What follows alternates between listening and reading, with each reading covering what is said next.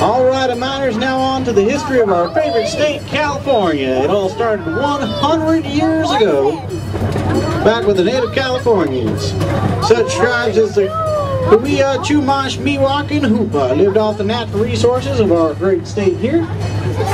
Our native Californian friends didn't have many tools or hardware stores like we do, so they had to make bones for use as tools and grasses and roots to make baskets and animal skins to make clothes.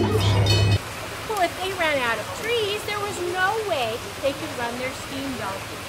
They had to look at another source of power. So they took a look at the water wheel. Unfortunately, the water wheels of the day were kind of like ours. They didn't go very fast and they didn't produce enough energy to be able to power an entire large mine.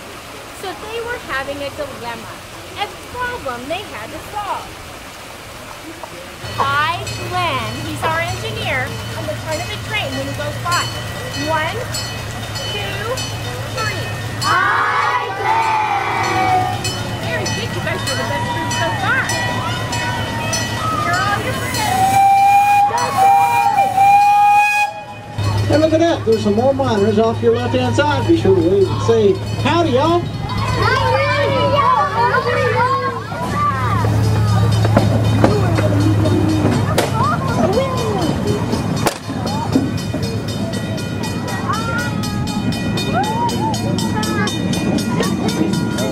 When you went by land, you started over here in New York City, went all the way down around Cape Horn, South America, and back all the way up to California.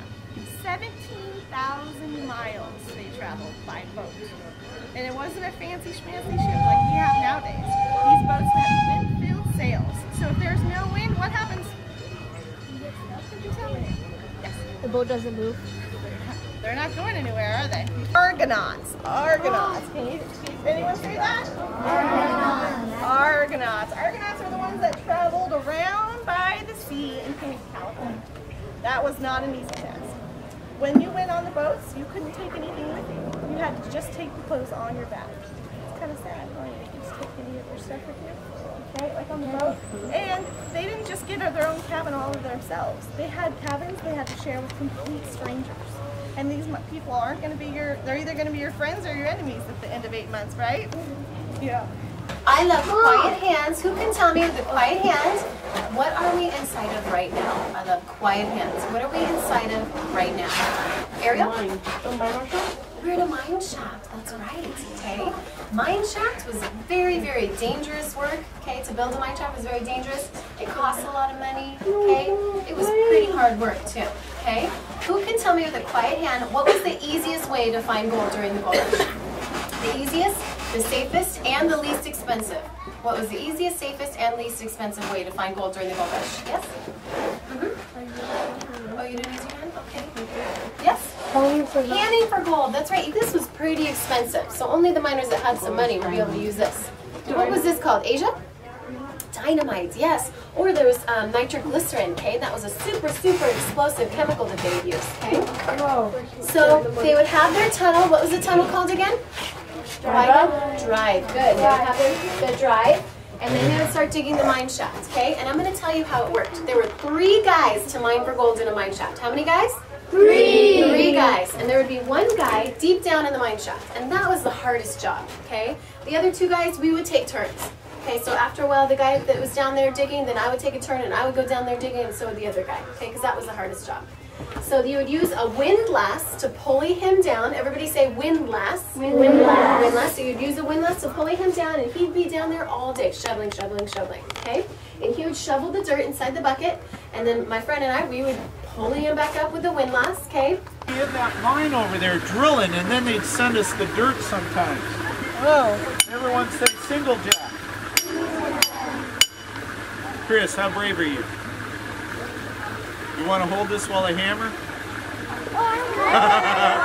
Everyone say that's called double jack. 2 people do it, it's double jack, single jack. Bottom.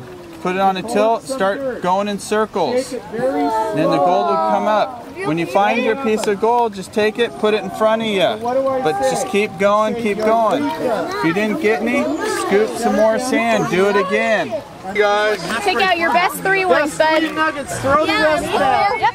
Pick out the ones that you want to keep. Your best 3 of them, okay? All right, well, howdy prospectors. How would you like to strike it rich? You're just a gold pan and a pick away from being a millionaire. Yep. Now, if you step right up, I can sell you a stake to mark your claim for only 25 cents. But first, before you do so, let me tell you about the life as a miner.